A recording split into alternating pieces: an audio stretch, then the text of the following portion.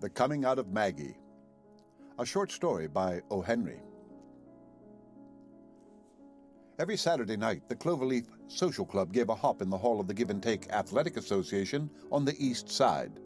In order to attend one of these dances, you must be a member of the Give and Take, or if you belong to the division that starts off with the right foot in waltzing, you must work in Rheingold's paper box factory. Still, any Cloverleaf was privileged to escort or be escorted by an outsider to a single dance. But mostly each Give and Take brought the paper box girl that he affected, and few strangers could boast of having shaken a foot at the regular hops. Maggie Toole, on account of her dull eyes, broad mouth, and left-handed style of footwork in the two-step, went to the dances with Anna McCarty and her fellow. Anna and Maggie worked side by side in the factory and were the greatest chums ever. So Anna always made Jimmy Burns take her by Maggie's house every Saturday night so that her friend could go to the dance with them. The Give and Take Athletic Association lived up to its name. The hall of the association in Orchard Street was fitted out with muscle-making inventions. With the fibers thus built up, the members were wont to engage the police and rival social and athletic organizations in joyous combat. Between these more serious occupations, the Saturday night hop with the paper box factory girls came as a refining influence and as an efficient screen. For sometimes the tip went round, and if you were among the elect that tiptoed up the dark back stairway, you might see as neat and satisfying a little welterweight affair to a finish as ever happened inside the ropes. On Saturdays, Rheingold's paper box factory closed at 3 p.m. On one such afternoon, Anna and Maggie walked homeward together. At Maggie's door, Anna said as usual, "Be ready at 7 sharp, Mag, and Jimmy and me'll come by for you." But what was this? Instead of the customary humble and grateful thanks from the non-escorted one, there was to be perceived a high-poised head, a prideful dimpling at the corners of a broad mouth, and almost a sparkle in a dull brown eye. "Thanks, Anna," said Maggie, "but you and Jimmy needn't bother tonight. I've a gentleman friend that's coming round to escort me to the hop." The comely Anna pounced upon her friend, shook her, chided, and beseeched her. Maggie Toole catch a fellow. Plain, dear, loyal, unattractive Maggie, so sweet as a chum, so unsought for a two-step or a moonlit bench in the little park. How was it? When did it happen? Who was it? "You'll see tonight," said Maggie, flushed with the wine of the first grapes she had gathered in Cupid's vineyard. "He's swell, all right.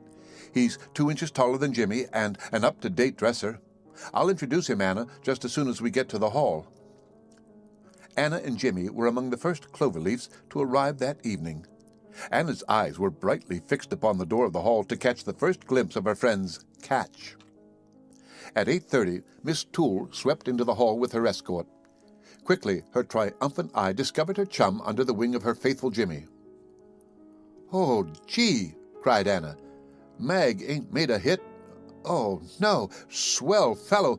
Well, I guess. Style. Look at 'em." "Go as far as you like," said Jimmy with sandpaper in his voice. "Cop him out if you want him. These new guys always win out with the push. Don't mind me. He don't squeeze all the limes, I guess. Huh." "Oh, shut up, Jimmy. You know what I mean. I'm glad for Mag. First fellow she ever had. Oh, here they come." Across the floor, Maggie sailed like a coquettish yacht convoyed by a stately cruiser. And truly, her companion justified the encomiums of the faithful chum.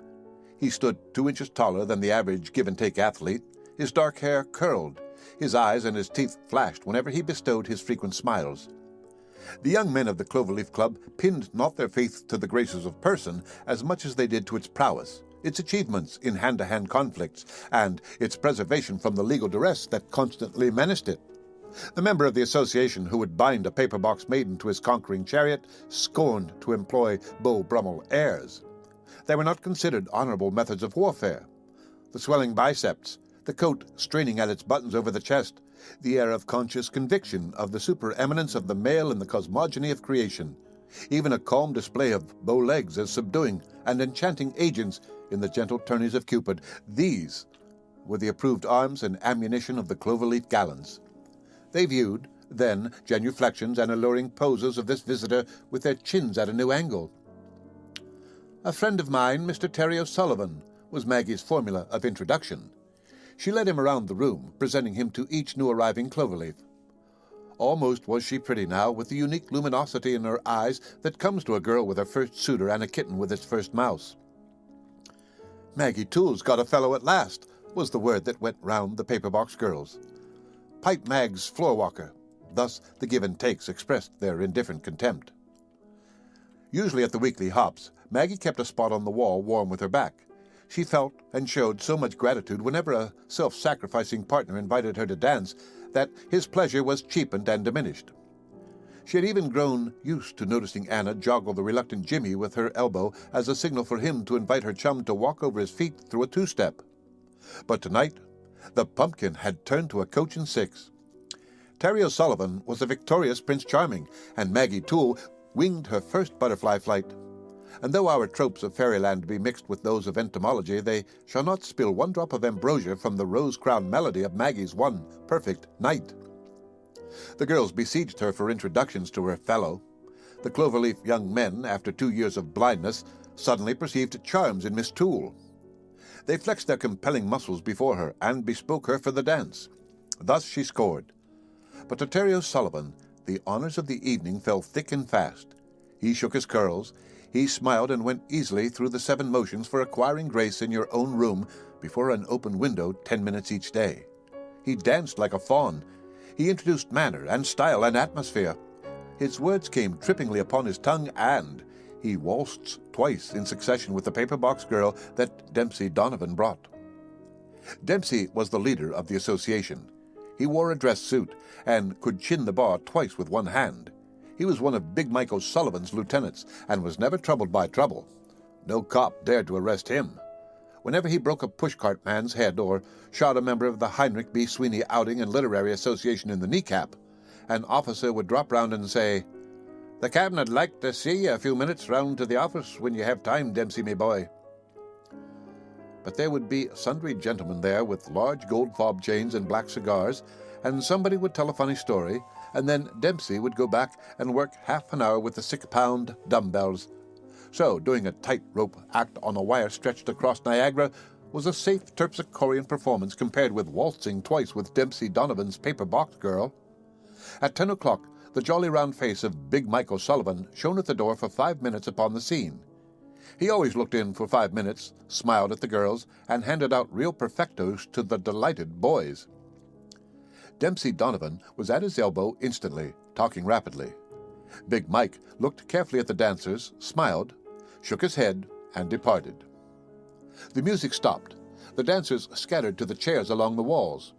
Terry O'Sullivan, with his entrancing bow, relinquished a pretty girl in blue to her partner and started back to find Maggie. Dempsey intercepted him in the middle of the floor. Some fine instinct that Rome must have bequeathed to us caused nearly everyone to turn and look at them. There was a subtle feeling that 2 gladiators had met in the arena. 2 or 3 give-and-takes with tight coat sleeves drew nearer. "One moment, Mr. O'Sullivan," said Dempsey. "I hope you're enjoying yourself. Where did you say you live?" The 2 gladiators were well matched. Dempsey had perhaps 10 pounds of weight to give way. The O'Sullivan had breadth with quickness. Dempsey had a glacial eye, a dominating slit of a mouth, an indestructible jaw, a complexion like a belle's, and the coolness of a champion.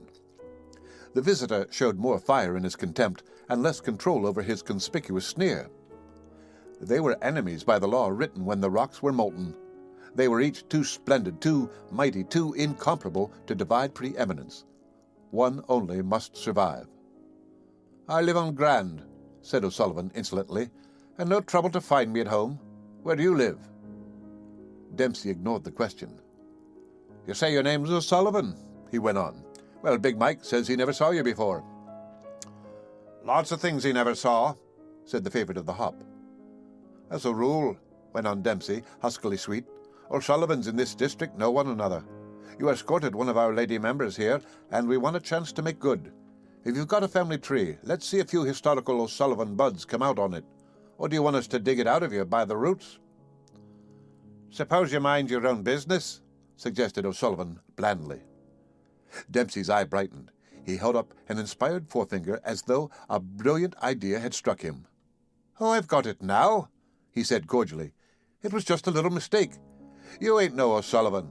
You are a ring-tailed monkey. Excuse us for not recognizing you at first." O'Sullivan's eye flashed. He made a quick movement, but Andy Geohagan was ready and caught his arm. Dempsey nodded at Andy and William McMahon, the secretary of the club, and walked rapidly toward a door at the rear of the hall. Two other members of the Give and Take Association swiftly joined the little group. Terry O'Sullivan was now in the hands of the Board of Rules and Social Referees. They spoke to him briefly and softly and conducted him out through the same door at the rear. This movement on the part of the Cloverleaf members requires a word of elucidation. Back of the association hall was a smaller room rented by the club. In this room, personal difficulties that arose on the ballroom floor were settled, man to man, with the weapons of nature under the supervision of the board. No lady could say that she had witnessed a fight at a Cloverleaf hop in several years. Its gentlemen members guaranteed that. So easily and smoothly had Dempsey and the board done their preliminary work that many in the hall had not noticed the checking of the fascinating O'Sullivan's social triumph. Among these was Maggie. She looked about for her escort. "Smoke up," said Rose Cassidy. "Wasn't you on? Demps Donovan picked a scrap with your Lizzie boy, and they've waltzed out to the slaughter room with him. How's my hair look done up in this way, Mag?" Maggie laid a hand on the bosom of her cheesecloth waist. "Gone to fight with Dempsey," she said breathlessly.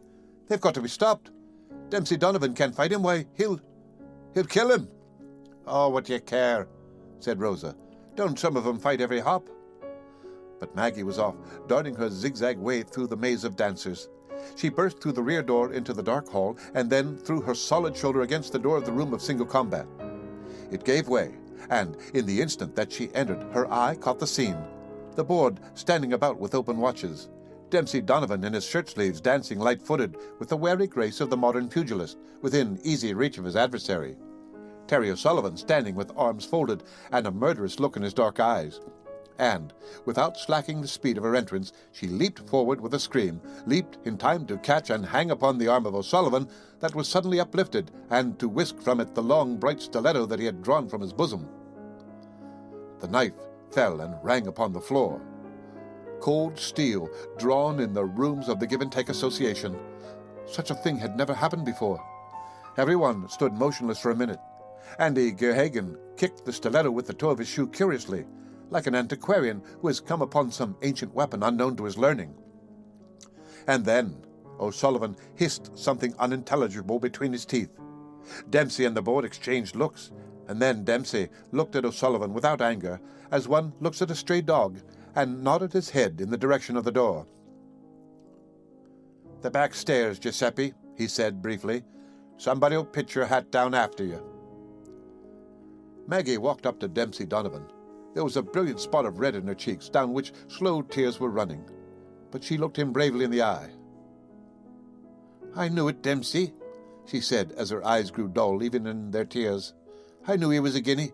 His name's Tony Spinelli. I hurried in when they told me you and him was scrapping. Them guineas always carry knives, but you don't understand, Dempsey. I never had a fellow in my life. I got tired of coming with Anna and Jimmy every night, so I fixed it with him to call himself O'Sullivan and brought him along. I knew there'd be nothing doing for him if he came as a dago. I guess I'll resign from the club now." Dempsey turned to Andy Geohagan.